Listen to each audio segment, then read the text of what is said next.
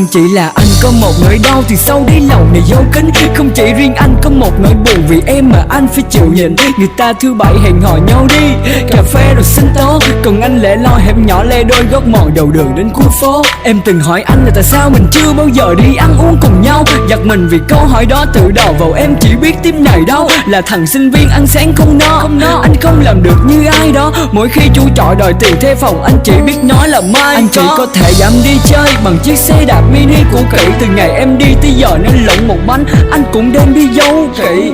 Em nói là anh bỏ thuốc thì lúc đó hãy nhớ đến em.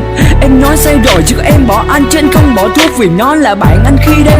Lúc vui lúc buồn thì anh còn có nó, còn em thì sao? Lúc anh nghèo thì em đã bỏ anh chạy theo ai đó. Tay phải gác chan liếc nhìn đồng hồ dài gáy để canh ba. Vẫn câu hỏi đó, vẫn lý do đó tại sao tình yêu vẫn mong em gọi anh về. Dù mình từ lâu đã xa cách, rất nhiều tin nhắn vẫn lưu ở nháp khi tình cảm ta bị ngăn cách. Đôi tay này rất lạnh khi mùa đông đang dần về đến. Khi tình yêu anh là thuyền mãi đợi tình yêu em cập bến. Vẫn mong em gọi anh về dù mình từ lâu đã xa cách. Rất nhiều tin nhắn vẫn lưu ở nháp khi tình cảm ta bị ngăn cách. Đôi tay này rất lạnh khi mùa đông đang dần về đến. Khi tình yêu anh là thuyền mãi đợi tình yêu em cập bến. Anh đã cố xóa rồi nhưng không được, giờ anh phải làm sao? Em hãy chỉ anh cái cách em vứt những ký ức lụi tàn mau. Em hãy về đây lại một lần nữa, vào tận sâu trái tim anh. Hãy xem những gì còn lại về mình và hãy đem nó đi thật nhanh. Dường như tồn tại ở đâu đó cơn gió thổi tan hình bóng em, thì anh sẽ nguyện một lần đứng đó thầm nhắm mắt chờ gió đem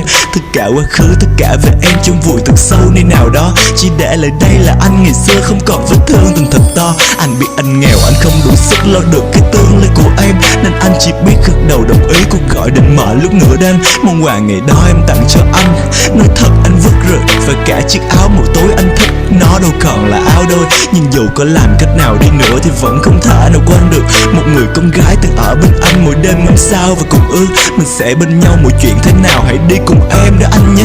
Nhưng giờ làm sao anh đuổi theo kịp khi anh chạy bộ em đi xe. Vẫn mong em gọi anh về dù mình từ lâu đã xa cách. Rất nhiều tin nhắn vẫn lưu ở nháp khi tình cảm ta bị ngăn cách. Đôi tay này rất lạnh khi mùa đông đang dần về đến. Khi tình yêu anh sẽ mãi là thuyền và đợi tình yêu em cập bến. Vẫn mong em gọi anh về dù mình từ lâu đã xa cách. Rất nhiều tin nhắn vẫn lưu ở nháp khi tình cảm ta bị ngăn cách.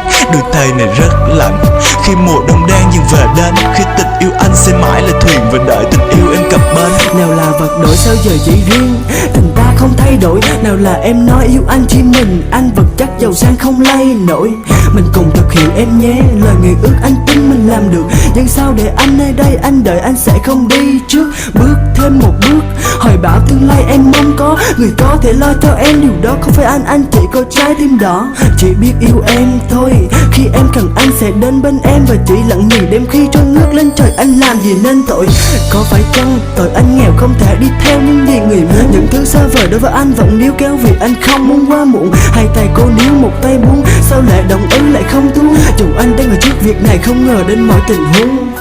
Anh sẽ để em ra đi về với bên bờ. Em mong luôn sung túc mà có chắc khi em có tiền em sẽ mua được thứ hạnh phúc. Chỉ là thông qua sau anh lại buồn đến như thế này. Lại là một câu nói anh vẫn ngồi đây đợi.